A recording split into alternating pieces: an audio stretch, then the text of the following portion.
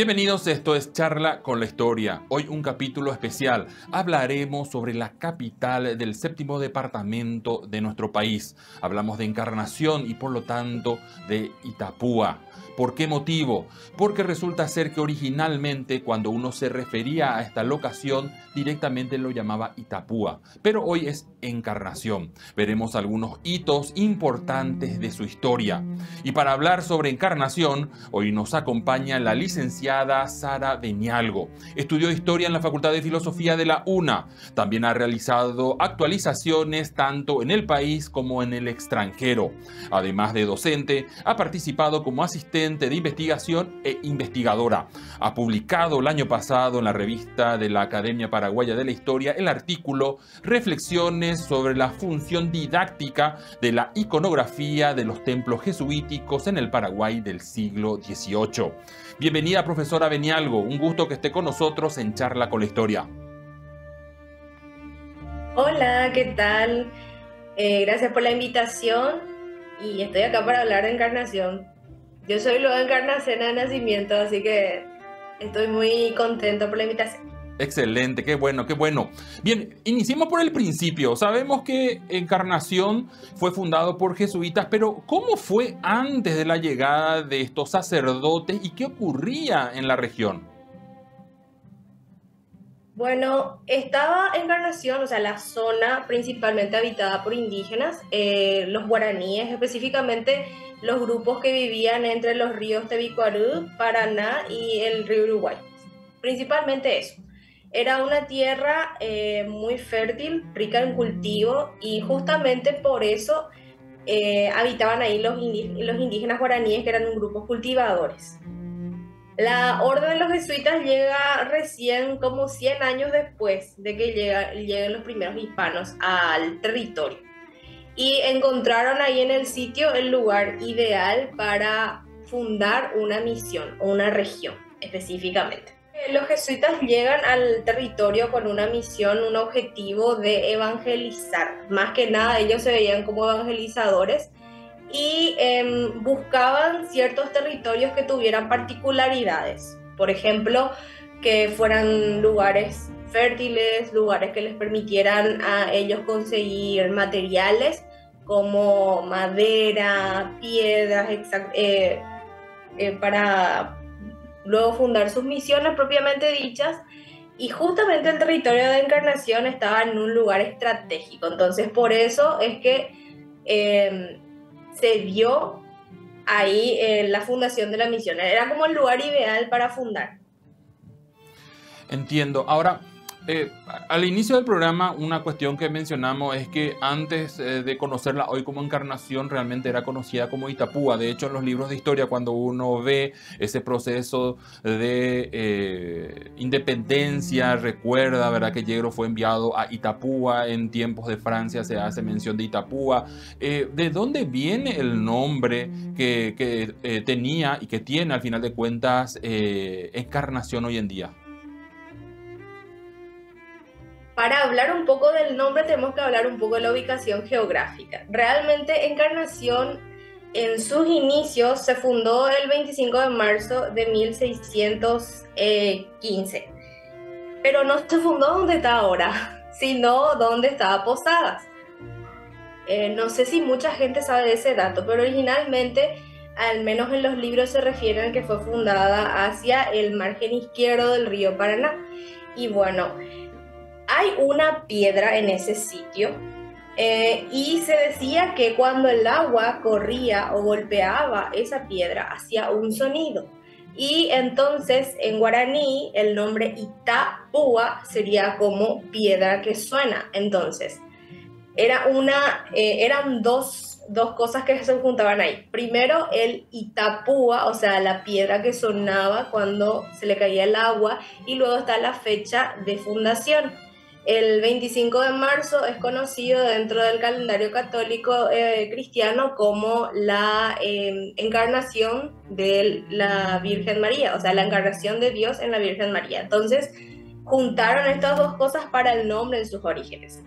Era Nuestra Señora de la Anunciación de Itapúa y se le conoció así desde su fundación hasta que se dio el paso se movió la ciudad, o sea, la misión de la zona donde estaban Posadas hasta donde está actualmente. En 1703 recién eso pasó.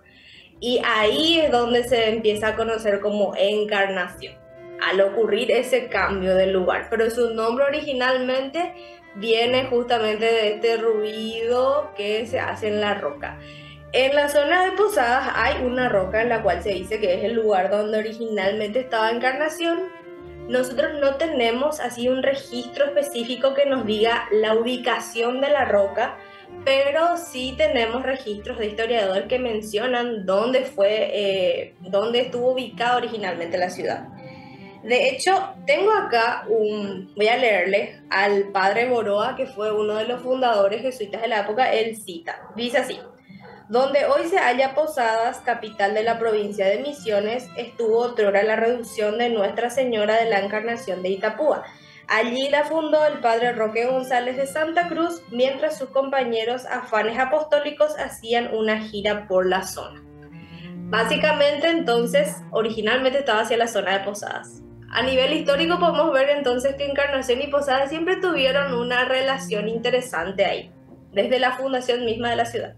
Qué interesante, qué interesante. Ahora, además, digamos, de los factores que mencionó, profesora, ¿cuáles son los que realmente motivaron en esa extensa zona que es la ribera del Paraná a decidir ahí colocar una misión por parte de estos jesuitas? Bueno, como ya mencioné, la ubicación era estratégica. Todas las misiones que fueran construidas siempre tenían ciertas características. Tenían que ser en lugares llanos donde se pudiera cultivar y también se pudiera tener ganado, porque la vida dentro de las misiones implicaba ciertas cosas: cultivo, ganado, tenían que conseguir los materiales para vivir ahí, piedras, maderas. Y la zona de Encarnación está ubicada justo al lado del río, era un territorio fértil. De hecho, por eso luego es que originalmente había indios guaraníes ahí en la zona, porque era un territorio fértil. Siempre tenemos que tener en mente que los guaraníes eran grupos cultivadores, entonces eran como lugares ideales para las misiones. De hecho, todas las misiones que se construyeron luego fueron construidas en lugares así, con estas características. Entonces, Encarnación en ese sentido está ubicada en la zona ideal. Comprendo. Entonces tenemos como un primer hito realmente que modifica la realidad de esa zona, la llegada de los jesuitas. La independencia va a ser categóricamente otra, y esto nos obliga un poquito a entender, en especial en tiempos de Doctor Francia y ese enclaustramiento obligatorio que tuvo que tener el Paraguay, que Itapúa era el único lugar donde se podía hacer comercio, entrada, salida de mercaderías. La pregunta sería esta: teniendo en cuenta que el resto del Paraguay estaba cerrado, ¿cómo era la vida en la región de Itapúa en tiempos de Doctor Francia? Especialmente en la parte, digamos, de lo que sería el desarrollo tanto social como territorial. Bueno, cuando el Doctor Francia inicia su dictadura en el 1814, digámosle que Itapúa en un principio tenía los mismos problemas que el resto del Paraguay. Estaba aislado igual que los demás, hasta que nosotros llegamos a un suceso interesante en 1815, que es cuando aparece un concepto nuevo, que es relativamente nuevo, que es el de la libre navegación fluvial. Eso ocurre en el Congreso de Viena, en Europa. Esta idea es la que toma el Doctor Francia, y él se da cuenta de que se necesita básicamente eso para liberarlo un poco al Paraguay. Realmente la política de aislamiento de Francia no es que Francia se levantó un día y dijo vamos a aislarnos del país, sino que la situación histórica y su relación con Buenos Aires en ese momento fue lo que lo llevó a cerrar el país para hacer que Paraguay empezara a producir por sí mismo y también defender la independencia. Pero volviendo específicamente a la zona de Encarnación, cuando se crea el puerto de Itapúa en 1823, justamente es a raíz de esto, de la libre navegación fluvial, que es la idea que Francia toma del Congreso de Viena. De ahí surge, se crea este puerto y es como un boom para Itapúa, digámosle.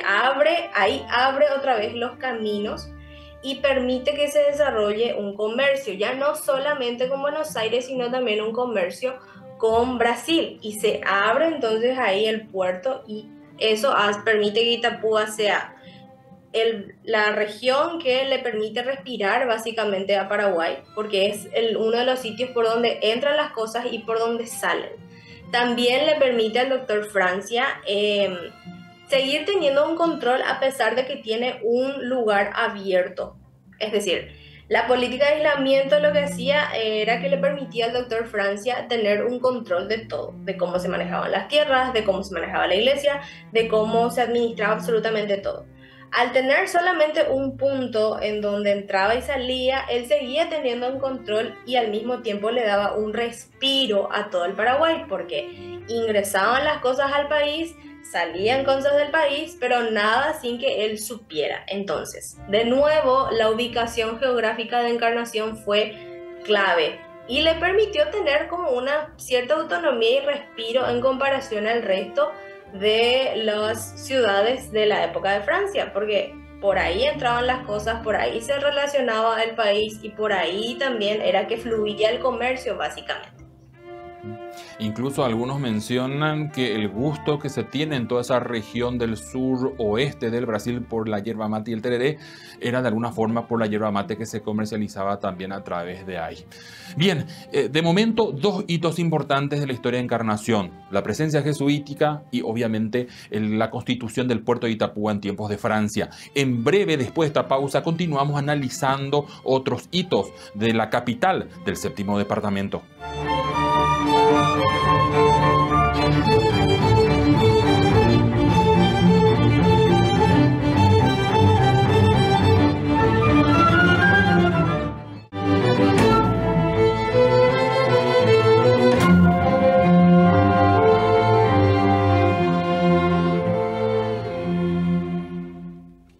Gracias por continuar con nosotros. Hoy estamos hablando sobre Encarnación, la perla del sur, viendo algunos hitos de su historia. Antes de la pausa rememoramos primero la llegada de los jesuitas y luego el tiempo del doctor Francia, donde el Paraguay enclaustrado se comunicaba con el mundo a través de Itapúa, o sea, Encarnación. Nos acompaña la profesora Sara Benialgo. Ahora, saltemos un poquito en el tiempo y vamos a hablar ya en el siglo XX. Sabemos que en tiempos del presidente Carlos Antonio López inicia un proceso tecnológico incluyendo la aparición del ferrocarril. Una misión de esta era que llegue hasta Encarnación, pero eso no va a ocurrir sino hasta inicios del siglo XX. Profesora Benialgo, ¿qué significó la llegada del ferrocarril a Encarnación en los aspectos socioeconómicos y principalmente de infraestructura? Bueno, primeramente, de nuevo, la ubicación geográfica de Encarnación fue clave. Este ferrocarril fue bastante interesante por dos factores. Uno que voy a mencionar después, que la mayoría de la gente suele mencionar que tiene mucha relación con el origen del carnaval encarnaceno en 1900, cuando llega. Pero lo más importante que tiene es que permite que se agilice el comercio. Antes la mayor parte de los transportes y de las salidas se hacían o por barco o por tierra, y tardaba mucho tiempo, implicaba muchos gastos. Entonces tener el ferrocarril agilizó el movimiento, la movilización de la gente en la parte de comercio. Pero otro punto súper importante que tiene es que también ayudó mucho al turismo. Este ferrocarril conectó a Encarnación no solamente con otras ciudades de Paraguay, sino también que le conectó con Argentina, a Posadas. Y ahí hubo un intercambio no solamente económico, sino también cultural. La gente de Encarnación o de Paraguay viajaba a Posadas y la gente de Posadas viajaba a Paraguay. Hubo un intercambio ahí, un cruce muy interesante, que incluso ese relacionamiento se tiene hasta hoy en día, así que el ferrocarril ese fue su punto más importante. De hecho, el único ferrocarril que hoy en día funciona es el que utiliza la infraestructura original, ¿verdad? Que usaba el ferrocarril Carlos Antonio López. Ahora, Encarnación de alguna forma se vuelve cosmopolita, ¿no? Quizás no al nivel de Asunción durante ese siglo XX, donde la política se concentraba, pero en Encarnación sabemos que va a haber una afluencia importante de extranjeros que se van a ir asentando, ya sea en la propia ciudad o en regiones colindantes, lo cual hace, ¿verdad?, que la dinámica sea diferente. Y una curiosidad que a veces se nos escapa a la mayoría es que también la política tocó Encarnación. Y un ejemplo es la famosa toma que ocurre en 1931. Un hito curioso de la historia encarnacena. ¿Qué fue lo que ocurrió ahí? Es un tema curioso porque tampoco hay muchos estudios al respecto. La toma de Encarnación en 1931 se le conoce como el primer movimiento anarquista dentro de Paraguay. Ocurrió en un momento histórico también complicado, estábamos a punto de entrar en lo que sería la Guerra del Chaco. Y bueno, tuvo sus orígenes, digámosle, mucho más atrás.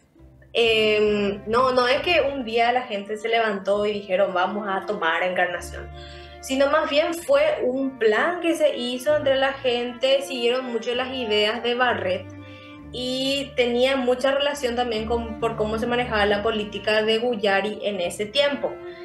Y bueno, básicamente en el día, Ciriaco Duarte, que fue uno de los sindicalistas que estuvo involucrado, mencionó de que ellos habían planeado hacer un levantamiento no solo en Encarnación, sino que también incluyera otras ciudades como Villarrica y Concepción. Esa era la idea original.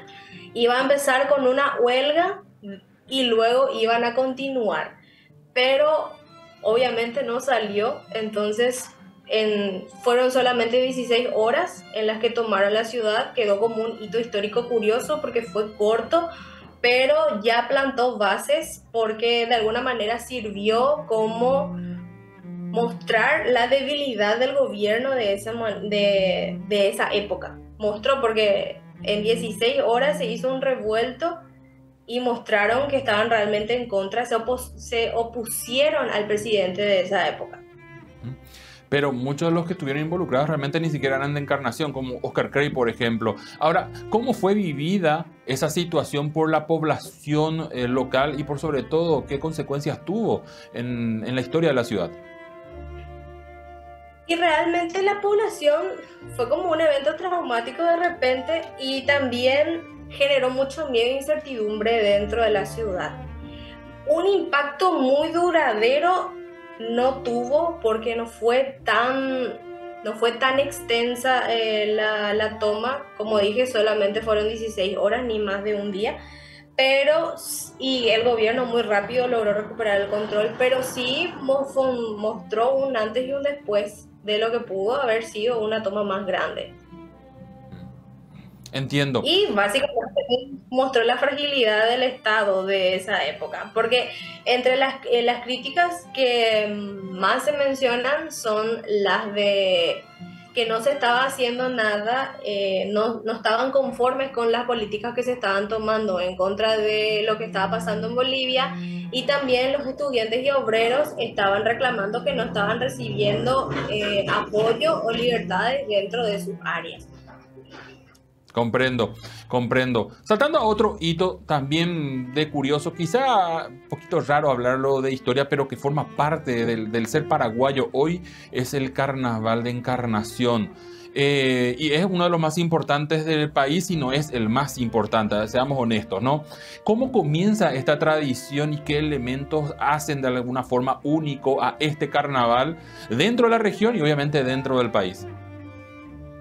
El carnaval del Carnaceno parece que es algo reciente, pero realmente es bastante antiguo. Como ya mencioné hace rato, normalmente se suele mencionar que sus orígenes fueron con la llegada del ferrocarril, que el primer carnaval que se hizo fue en 1916, pero realmente no. Sí, un historiador, Juan Sotelo, que es uno de los historiadores que más se dedicó a estudiar la historia de Encarnación, mencionó que él encontró registros en la Biblioteca Nacional de que ya el primer carnaval que se realizó fue ya en febrero de 1906. Tiene mucha relación con la llegada de los inmigrantes. Cuando llega el ferrocarril, o sea, en 1911, los inmigrantes que llegan son principalmente ingleses. Entonces, el carnaval mucha relación con los ingleses no tiene. Entonces, este historiador le pareció raro eso y se puso a investigar y encontró que justamente el primer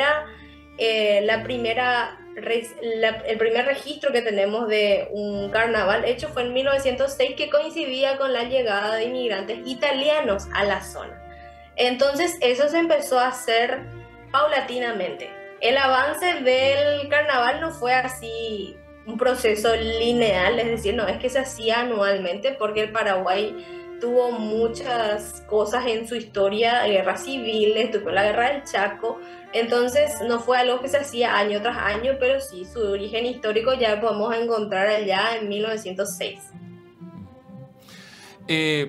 Si analizamos los hitos históricos que recién estábamos mencionando, bueno, ya no es una reducción jesuita, aunque hay vestigios históricos en la zona, ya no está más enclaustado el país como en tiempos de Francia. Tristemente el ferrocarril, bueno, ya no existe, excepto el que une con Posadas. Y también en el caso de esa toma de 1931, bueno, pasó como anécdota y cuestiones similares medio que ya no se vivieron. De los hitos que estamos repasando, el carnaval es de alguna forma el que perdura en el tiempo y quiero creer, y por ahí nos puede aclarar, forma parte de la identidad cultural propia de Encarnación y el desarrollo turístico. ¿Qué impacto tiene realmente el hecho de que el carnaval se haya hecho ahí, que se haya continuado en lo que es hoy Encarnación y su pueblo? Y realmente el carnaval como tal, en sus orígenes no fue como se hace ahora, sino más bien era como una celebración más bien muy de ciudad, muy de ahí. Eran como los vecinos, al principio eran carrozas y participaban muchos más hombres que mujeres dentro del carnaval propiamente dicho. Y era más bien la gente que se iba a ver a sus vecinos, familiares, cómo hacían. A medida que la ciudad fue creciendo a nivel turístico, como mencioné ya antes, Encarnación, a medida que pasaba el tiempo, cada vez fue una ciudad que se fue cimentando más en el turismo por su ubicación geográfica y la relación que tenía ya con Argentina a nivel histórico, y luego ya tenía una relación, pero bueno, a nivel turístico. Entonces, cada vez este carnaval empezó a tener más inversión. Y empezaron a tener también ciertos roces culturales. Por ejemplo, habían personas religiosas principalmente que le veían como un acto herético porque ocurre justo antes de la Cuaresma. Entonces tuvo mucha gente que en un tiempo estuvo en contra. Después también ocurrió el ciclón dentro de Encarnación, que tuvo muchos destrozos a nivel de infraestructura. Entonces eso hizo también que el carnaval parara un tiempo. Pero digamos ya que para los años 40 ya era como una actividad mucho más grande. Hoy en día ya dejamos ya de que sea solamente familias, que se vayan los vecinos, sino que ahora ya hay clubes y marcas que invierten en esto. Tienen su propio sambódromo, ya tienen una inversión mucho más grande. Entonces es algo turístico muy impactante y creo que influye un poco en que Encarnación hoy en día es como la ciudad del verano del Paraguay, con su costanera, con su carnaval, por la infraestructura misma de la ciudad, de cómo está ahora organizada, tiene más hoteles.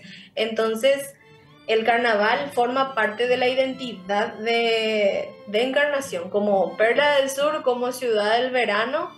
Fue evolucionando desde sus orígenes como una celebración familiar o vecinal en el 1906 a un evento turístico importante que trae mucha inversión para la ciudad misma. Y que es algo que se espera. Hay gente de todo el país que se va a ver el carnaval, incluso gente del extranjero. De hecho, tengo entendido que su sambódromo, si no me fallan las fechas, es el tercero más grande, solamente detrás de los de Brasil. Qué interesante dato. Obviamente, hablar de Encarnación supera, ¿verdad?, más que 5 hitos, que fue lo que repasamos un poquito ahora, el impacto de Yacyretá, otros, ¿verdad?, pero que son temas que merecen programas aparte, y bueno, los tiempos en televisión a veces no son piadosos cuando un tema es muy interesante. Profesora Sara, muchísimas gracias por acompañarnos hoy para hablar sobre Encarnación. No, gracias a ustedes por la invitación. Me encantó hablar de Encarnación. Es una ciudad muy curiosa. Y hoy en día es como el centro del turismo de Paraguay. Todos queremos irnos a Encarnación. Así que es. Estoy muy contenta, gracias por la invitación. Gracias a usted. Bien, también gracias a usted por acompañarnos como cada fin de semana para hablar un poquitito de nuestro pasado y así descubrir las cosas que el Paraguay tiene y que son muchísimas. Hasta la próxima semana.